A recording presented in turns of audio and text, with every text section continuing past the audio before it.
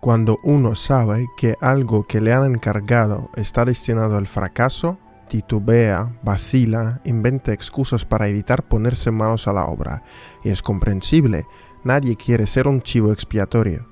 Sin embargo, a veces nos topamos con personajes que no solo se echan a cumplir la tarea planteada o encomendada por sí mismos, sino que son capaces de presentar derrotas como triunfos y sacar el mayor provecho posible. En este episodio del podcast Huellas Rusas conoceremos la historia del explorador soviético del Ártico Otto Yulievich Schmidt, quien pasó a ser una leyenda viva, siendo percibido a menudo por el público corriente, junto con sus correligionarios y continuadores, como cosmonauta. Y era así con razón.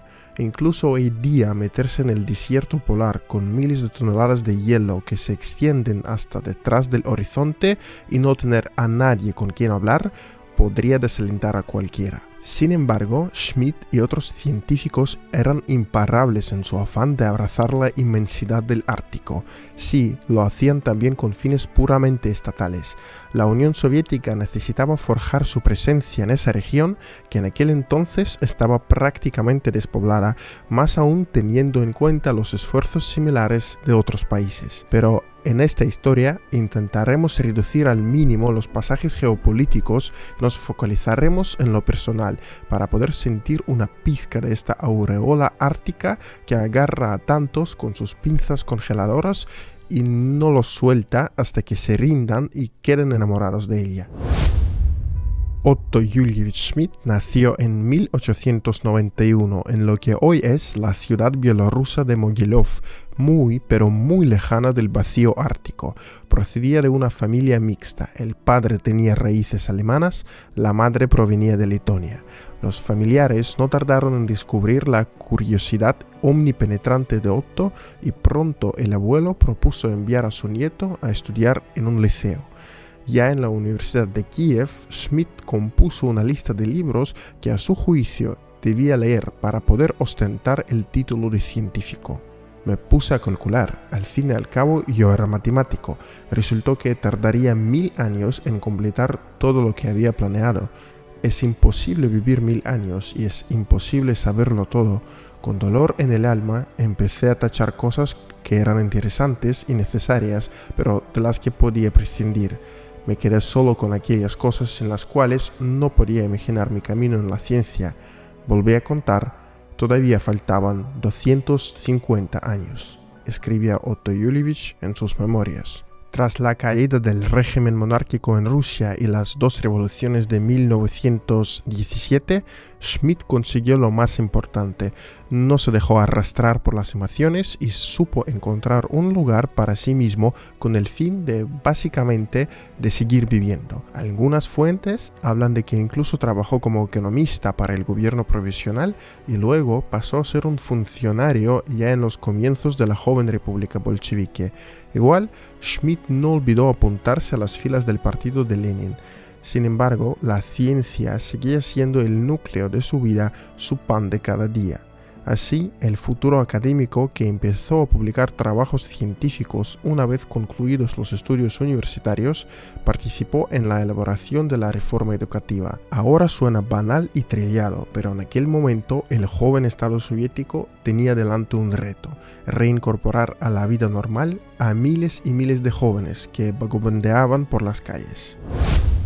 La epopeya ártica de Schmidt, que aparte de su trabajo gubernamental seguía con su afán por la álgebra e incluso supervisaba la escuela algebraica en Moscú, empezó, por muy raro que suene, con la tuberculosis. El científico venía sufriendo esa enfermedad desde la juventud, pero los médicos le propusieron un tratamiento muy peculiar para hacer vencer el mal: dedicarse al alpinismo. Así, en 1924 fue enviado a Austria para recobrar la salud y allí se dejó arrastrar por el montañismo. Y cuando en 1928 le propusieron participar en la primera expedición soviético-alemana a las montañas de Pamir en Asia Central, no vaciló. Aunque los contemporáneos a menudo consideraban a Schmidt como el Da Vinci de su tiempo, Por la versatilidad de sus intereses, el explorador siempre buscaba cerrar lagunas en los conocimientos y la expedición a la cordillera de Pamir no fue una excepción. Al finalizar el viaje, sabía cartografiar las rutas cubiertas. Particularmente, Otto Julievich se interesó por los glaciares. Las agujas del glaciar golpean mis rodillas, impidiéndome poner los pies rectos. Bajo una fina capa de nieve y hielo, el agua burbujea sobre el glaciar. De vez en cuando, caes de rodillas. Un pantano. A veces el camino está atravesado por un río realmente profundo y grande. Un río en el glaciar, apuntaba Schmidt en su diario. Tras conquistar el Pamir, Schmidt planeaba volver a hacerlo, pero la suerte le traía otra aventura. En 1929, el gobierno bolchevique decidió construir una estación polar en la tierra de Francisco José. Aunque la expedición estaba compuesta por varios exploradores, Schmidt fue nombrado jefe, porque según el ejecutivo soviético era un miembro probado, así como una personalidad de tremenda energía y asombrosa ética de trabajo. Pese a ser un novato en la conquista del Ártico, Otto Julievich no tardó mucho en impresionar a sus subordinados. El primer encuentro con Schmidt causó una gran impresión. Entró en la sala un hombre cuyo aspecto era bastante inusual, una barba enorme y poblada, el pelo densamente peinado hacia atrás, una fina cabellera, rasgos faciales memorables, especialmente los ojos grises, inteligentes, capaces de adoptar docenas de tonos diferentes.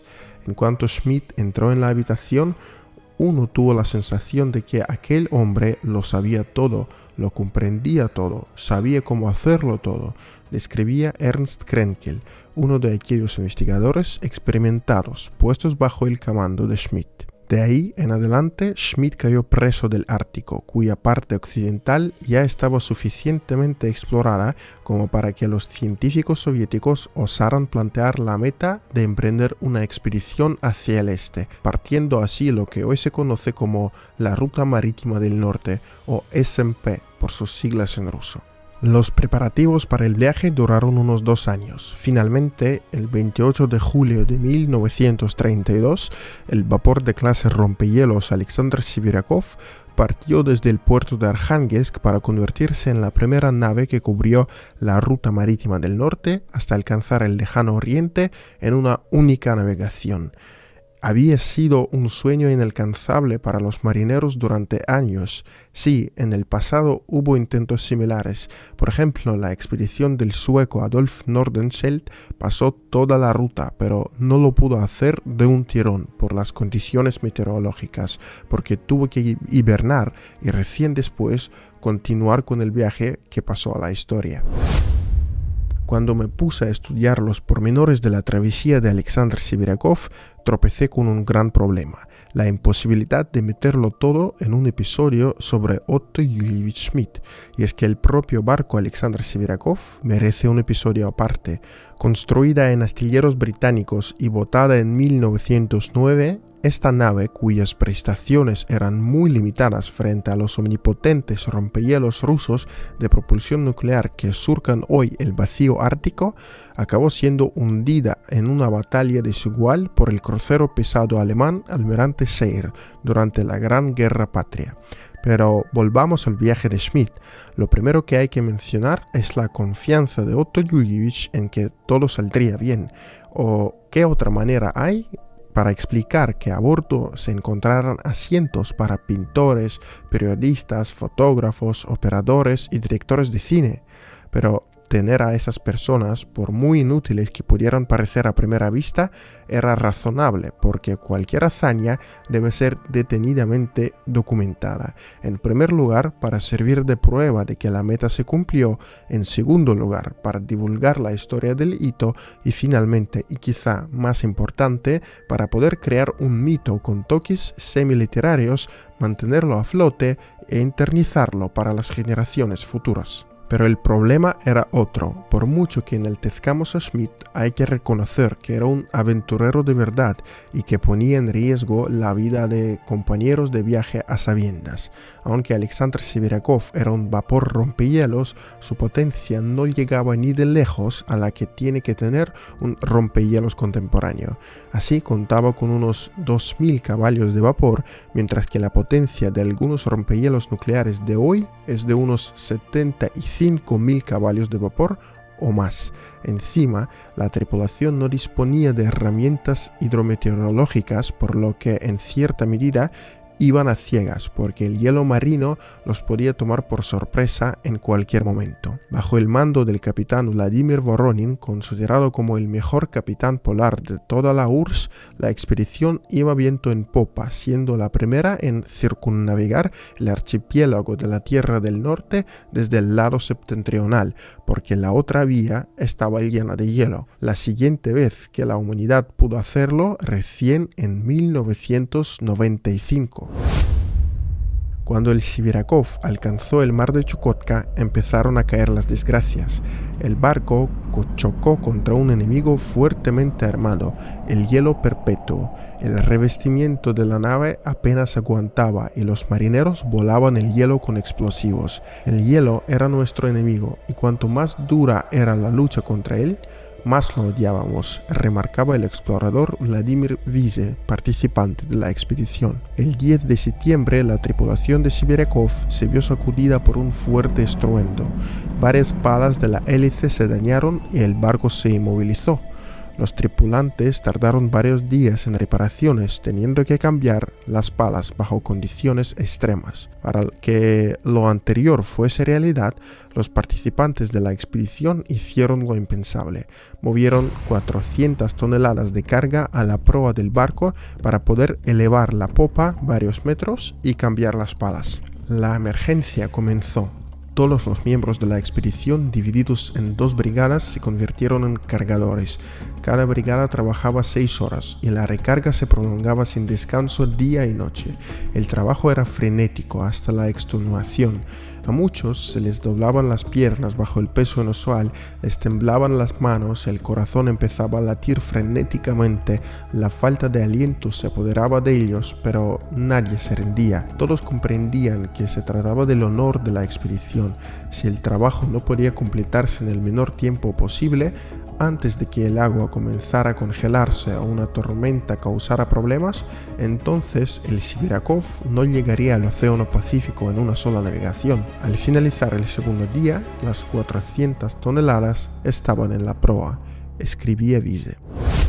Pese a todos los esfuerzos y con la proa casi a ras de la superficie de hielo, la hélice dañada no salió del agua por completo, por lo que los técnicos hicieron su trabajo con las manos sumergidas en agua helada. No obstante, el destino les preparaba otro infortunio. Así, unos días después del primer fallo, el 18 de diciembre, la hélice, tras aguantar un sinfín de choques con el hielo, se desprendió del barco por completo. Se oyó un terrible crujido como nunca antes habíamos oído y luego un silencio espantoso. Ya no era una pala, sino que el extremo de la hélice se había roto y habíamos perdido toda la hélice, que ahora yacía en el fondo del mar. Recordaba Wiese aquel momento que parecía ser fatídico. Luego de recorrer 3.500 millas náuticas, al equipo audaz de Otto Schmidt le quedaron solo unas 100 millas para llegar al estrecho de Bering y liberarse de las garras del hielo. Ante tales circunstancias, muchos caerían presos del pánico. La nave dejó de ser un barco sin su hélice y se convirtió en un juguete cautivo del viento y las corrientes. Es más, la expedición corría riesgo de no cumplir con el objetivo de la misión, atravesar la ruta marítima del norte en una sola navegación. La tripulación tomó la única decisión posible: continuar con la misión e intentar entrar en el estrecho de Bering. Los primeros días a la deriva, la suerte estuvo del lado de los exploradores, que no desperdiciaron la oportunidad de estudiar el régimen de las corrientes en el mar de Chukotka. Así el barco avanzó unas 45 millas, pero cuando quedaban cerca de 60 millas hasta el cabo de Dezhnyov, el punto más oriental de Asia, el Siberakov se atascó en el hielo que lo empezó a arrastrar hacia atrás. Otra vez, los exploradores recurrieron a su inventiva. Cuando empezaron a soplar vientos favorables, los marineros pusieron lonas que cubrían las escotillas de carga y se habían vuelto negras por el polvo de carbón. Con esas velas improvisadas y con el uso del ancla que ayudaba a circunvalar grandes témpanos de hielo, el barco continuó su viaje. Con el humor de los condenados a muerte, llamábamos a nuestro rompehielos casa de vacaciones calentada por vapor, o la boya más perfecta para estudiar las corrientes polares, recordaba Ernst Krenkel. El plan funcionó y el 1 de octubre el barco Alexander Siberakov alcanzó el estrecho de Bering, completando así el paso a través de la ruta marítima del norte en 65 días. Luego de entrar en aguas libres, la nave se dirigió a Japón para ser reparada. El 7 de marzo ya estaba en la ciudad polar de Murmansk tras circunnavegar Eurasia del sur. Schmidt, Voronin y otros miembros de la expedición fueron condecorados y recibidos con ovaciones, pero lo más importante que trajeron de aquel viaje fueron las conclusiones. Primero, la ruta marítima del norte requería infraestructura adecuada con rompehielos, bases aéreas para rastrear la situación del hielo, así como depósitos de combustible y una planificación de viajes a base de pronósticos meteorológicos fiables. La travesía del Siberakov desencadenó la creación de una estructura para supervisar todo el proceso. Así nació la Dirección Principal de la Ruta Marítima del Norte bajo el Consejo de Comisarios del Pueblo de la URSS, o Glavsevmorpurt por sus siglas en ruso. A Otto Schmidt lo pusieron a la cabeza de la institución, que la dirigió hasta 1938. Tras su nombramiento, Otto Yulievich no se quedó en los altos gabinetes, sino que continuó con los preparativos para otra misión. Esta vez planeaba prácticamente lo mismo que el año anterior, pero en un barco aún menos apropiado que, aunque estaba reforzado, no pertenecía al tipo de naves rompehielos. Era el barco a vapor Cheluskin, botado solo a meses de la expedición en los astilleros daneses y reforzado para la misión, que salió el 10 de agosto de 1933 del puerto de Murmansk con retraso. Sin embargo, parecía que no tenía dudas acerca del éxito de la misión. En total, a bordo viajaban 112 personas, aparte de los científicos, la tripulación y varios investigadores que iban a relevar a sus colegas en la estación polar en la isla de Wrangel. Había periodistas, pintores, incluso varias mujeres, una de ellas embarazada, y una niña también. El barco llevaba casi 3.000 toneladas de carbón, 500 toneladas de agua y de otros víveres. No obstante, lo que le daba un aire de crucero eran las vacas y los cerdos cargados para que los pasajeros pudieran saborear carne fresca. Es decir, Schmidt le puso al navío el uniforme de gala, sabiendo indudablemente que lo que les esperaba no era un camino de rosas, sino espigas de hielo silenciosas y ansiosas por clavarse en el casco de la embarcación. Muy pronto a los exploradores les pasaron factura. Apenas entró en el mar de Kara y dio con los primeros témpanos de hielo, al buque se le hizo una fuga con la deformación del casco.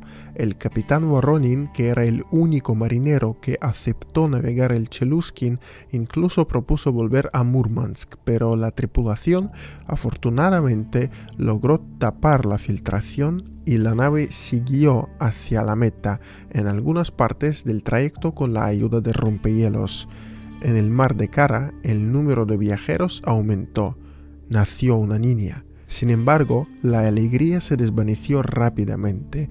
Cuando la nave estaba ya en el mar de Siberia Oriental, el hielo perenne le recordó al Cheluskin que solo era un barco, no un rompehielos, dejando 2 hendiduras y ensanchando aún más la fuga. El barco y los aventureros trataban de resistir frente a la embestida del hielo fijo, pero acabó quedando congelado entre los trozos cerca del lugar en el que el año anterior había pasado lo mismo con la expedición del Siberiakov.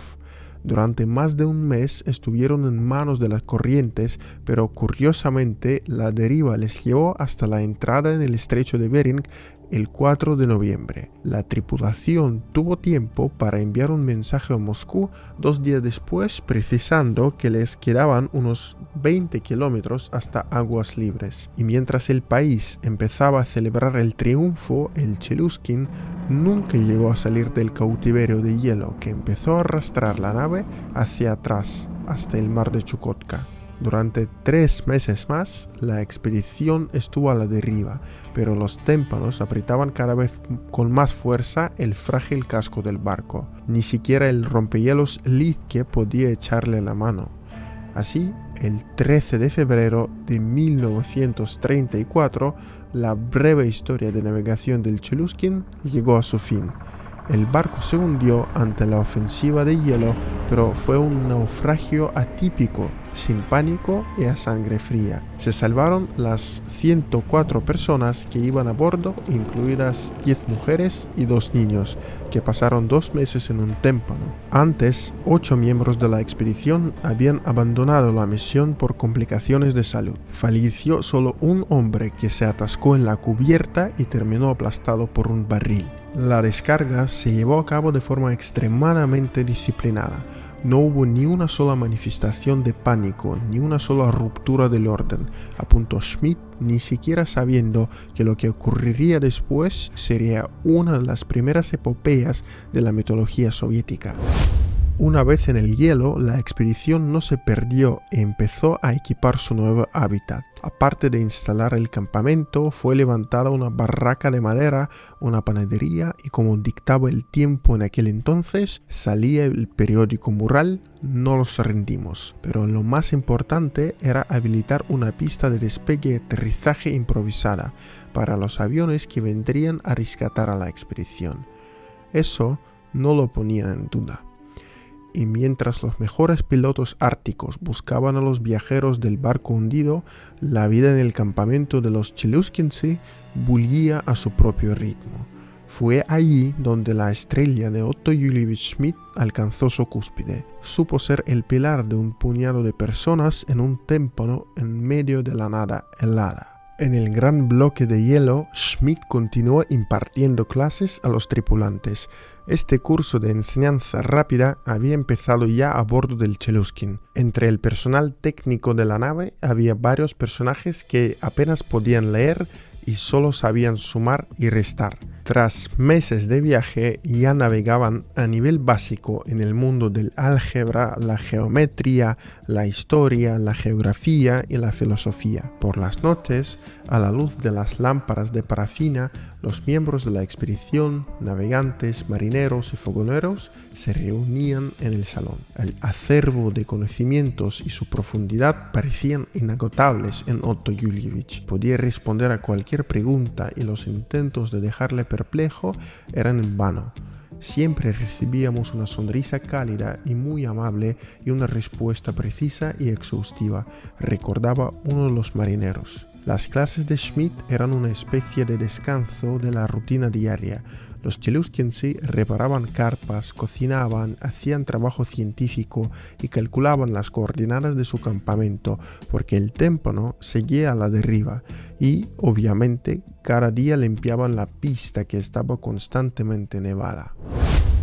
Los pilotos árticos tardaron casi un mes en encontrar a la expedición. El operativo se complicaba por la tempestad con temperaturas hasta 40 grados bajo cero. Finalmente, el 5 de marzo, el avión ANT-4 del piloto Anatoly Lepedevsky dio con el témpano tras 28 intentos infructuosos. El aterrizaje fue muy arriesgado por lo corta que era la pista improvisada, pero el avión, que ni siquiera tenía frenos, se detuvo. Los primeros en ser evacuados fueron las mujeres y los 2 niños. Schmidt anotaba en sus recuerdos que las mujeres se sentían incómodas por su posición privilegiada y en general había muchos que querían ceder su reserva a otros. Pero el orden en la evacuación se cumplía estrictamente, apuntó Schmidt. Ante la falta de aviones especializados, la URSS compró 2 aviones estadounidenses en Alaska, pero uno de ellos, pilotado por Sigismund Levanevsky, se estrelló. Así, en un abrir y cerrar de ojos, uno de los que venía a rescatar se convirtió en víctima. Al final lo salvaron, al igual que al piloto Lepedevsky, cuyo avión se había estrellado en el hielo ártico. La prensa estadounidense incluso se apresuró a darlo por muerto, pero fue rescatado por las tribus de Chukchi. Con todos esos contratiempos, los Cheluskinsi tuvieron que esperar más de un mes hasta el siguiente vuelo.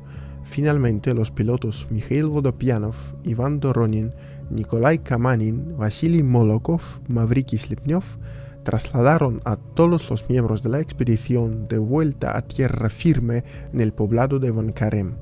El propio Otto Schmidt, que quería ser el último en abandonar el témpano, se enfermó de gravedad y fue evacuado a hospital en Alaska.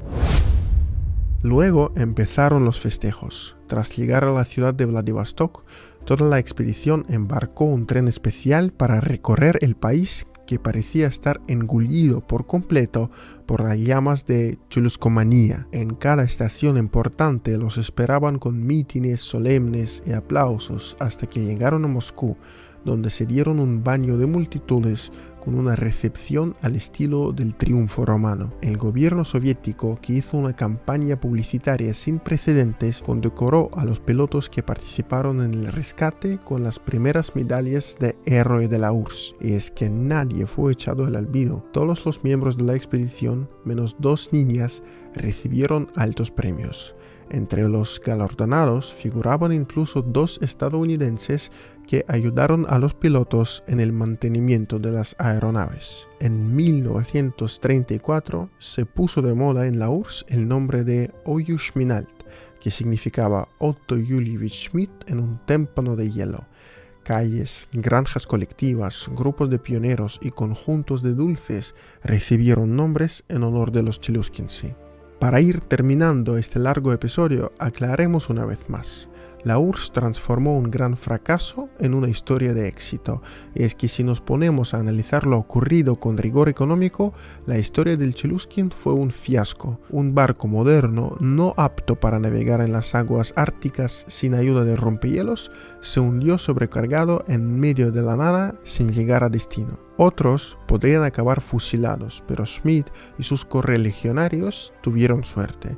La joven república quería forjar su presencia en el Ártico, ser protagonista en el lugar y sin lugar a dudas ansiaba empezar a construir su propio iconostasio de héroes reales con hazañas a eternizar. Esto, al menos en parte, explica por qué nadie fue responsabilizado, aunque incluso las fuentes oficiales hoy día hablan de que el viaje del Cheluskin fue una aventura de Schmidt. Lo critican por su autoconfianza, que al final le salió como un tiro por la culata e impidió terminar la misión de acuerdo con los planes. Sin embargo, la historia no juzga a los ganadores.